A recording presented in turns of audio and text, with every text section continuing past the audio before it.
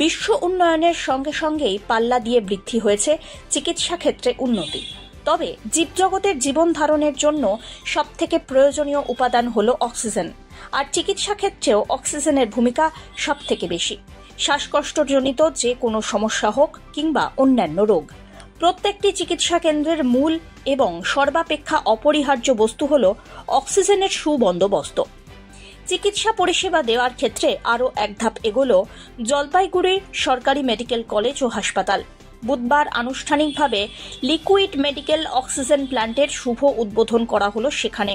এদিন ফিতে কেটে এর উদ্বোধন করলেন মেডিকেল কলেজের এমএসভিপি কল্যাণ খাঁ। উপস্থিত ছিলেন অন্যান্য আধিকারিকরাও। উল্লেখ্য, মেডিকেল কলেজের অন্তর্গত সুপার স্পেশালিটি হাসপাতালের ক্যাম্পাসে এই লিকুইড মেডিকেল অক্সিজেন প্ল্যান্ট বসানো হয়েছে। এখান থেকেই এখন হাসপাতালের বিভিন্ন ওয়ার্ডে পাইপলাইনের মাধ্যমে অক্সিজেন সরবরাহ শুরু হলো। এ বিষয়ে এমএসভিপি কল্যাণ খাঁ বলেন, লিকুইড মেডিকেল অক্সিজেনের যে প্লান্ট, সেটা আমাদের জলপাইগুড়ি গভর্নমেন্ট মেডিকেল কলেজে সরকারি উদ্যোগে এবং লিন্ডে কোম্পানির সহযোগিতায় সেটা আমরা আজকে কমিশন করতে পারলাম। এবং এটা লিকুইড মেডিকেল অক্সিজেন যেটা হয় যে ওখান থেকেই ডাইরেক্টলি পাইপলাইনের মাধ্যমে, অক্সিজেন পাইপলাইনের মাধ্যমে ওয়ার্ড এবং ওটিতে ব্যবহার হবে, এবং তাতে আমাদের যে রিকোয়ারমেন্ট আছে সেটা পুরোটাই ওই প্লান্ট থেকে আমরা মিট আপ করতে পারবো। সিলিন্ডার থাকছে, সেটা শুধুমাত্র ব্যাকআপ হিসেবে। পরিষেবা কি শুরু হয়ে গেছে? পরিষেবা শুরু হয়ে গেছে। আমরা বিভিন্ন ওয়ার্ডে যে সাপ্লাইটা, সেটার যে লাইন আছে, সেটার যে ভালভ আছে, সেটা আজকে আমরা স্টার্ট করলাম।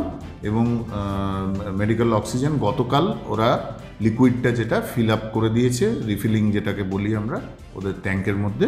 সুতরাং পরিষেবা চালু হয়ে গেল। অপারেশন থিয়েটার সহ সব ওয়ার্ডে রোগীদের জন্য অক্সিজেনের এই বিশেষ পরিষেবা চালু করা হলো। এতদিন অক্সিজেন সিলিন্ডার নিয়ে বিভিন্ন সমস্যা তৈরি হতো, এবার থেকে সেই সমস্যা আর হবে না। রোগীদের চিকিৎসা পরিষেবা দেওয়ার ক্ষেত্রে অনেকটাই সুবিধা হবে বলেও জানান তিনি। উল্লেখ্য, অত্যাধুনিক এবং উন্নত চিকিৎসা পরিষেবা প্রদান করাই বর্তমানে প্রধান লক্ষ্য রাজ্যের সব সরকারি মেডিকেল কলেজ ও হাসপাতালগুলির। আর সেই ক্ষেত্রে এই লিকুইড অক্সিজেন প্ল্যান্ট অনেকটাই সাহায্য করবে, এমনটাই আশাবাদী জলপাইগুড়ি মেডিকেল কলেজ কর্তৃপক্ষ। Bureau report, one India Bangla.